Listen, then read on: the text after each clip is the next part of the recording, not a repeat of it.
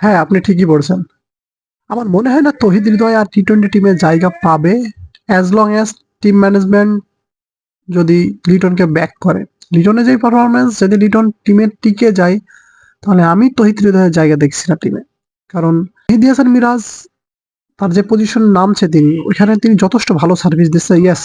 তার কাছে ওই বিগ হিটিং অ্যাবিলিটিটা নাই যেটা হৃদয়ের কাছে আছে, বাট ওই যে মিডল ওভারের দিকে যেই স্ট্রাইক রোটেশন আছে সেখানে আমার মনে হয় হৃদয় একটু ল্যাকিং। সবাই জানে হৃদয় অফসাইডে ভাই পুরো অন্ধ। হৃদয় অফসাইডে দেখে না। তার অফসাইডে তার একটাই শট, গো টু শট হলো স্লাগ সুইপ, ওই স্কোয়ার লেগ বা মিড উইকেটের উপর থেকে মার। যখন মিডিল ওভার্স চলবে, মিডিল ওভার্সে মনে করেন আপনার ওই দুই জায়গা পজিশনে প্লেয়ার রেখে দেবে।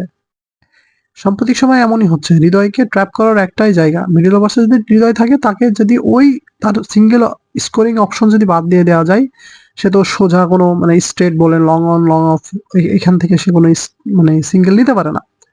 তো সো সে কি করে তার go to shot flick sweep ওই যে মিড উইকেট বা স্কোয়ার লেগ ওইখানে ধরা খায়। সো আমার মনে হয় না যদি স্কিলটাকে ডেভেলপ করতে পারে দেন তার চান্স হওয়ার সম্ভাবনা আছে, বাট যদি সেটা না করতে পারে তার এই ল্যাকিংসটা যদি থেকেই যায় তাহলে আমার মনে হয় না হৃদয়কে আর টিম ম্যানেজমেন্ট ব্যাক করবে।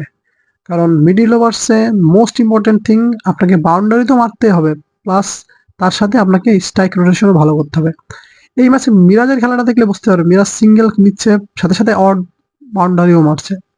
যে প্রেশারটা ছিল, যে রানের ফ্লোটা ছিল, প্রেশার তো রিলিজ হচ্ছে, রানের ফ্লোটাও মেনটেন থাকছে।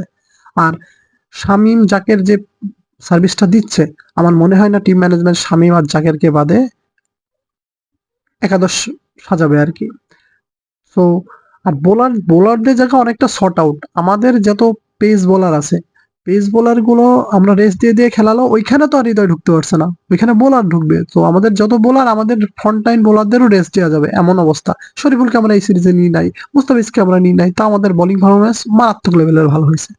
So if Rohit wants to get in this team, he should improve his skills. Otherwise, he will lose his position, and hopefully he will improve his skills. And আমরা তো এটাই আশা করবো যেন সে come back করে, কারণ সে তার হাতে শট আছে, সে মারতে পারে। যদি তার সিঙ্গেল স্কোরিং অপশনটা বাড়াতে পারে তাহলে আমার মনে হয় টি-20 টিমে তহিদ হৃদয় মিডল ওভার্সের জন্য যোগ্য দাবিদার হবে। বাট সে যদি এটা না করতে পারে তাহলে Mehedi Miraz is the best option. আপনাদের কি মনে হয়? Thank you for watching.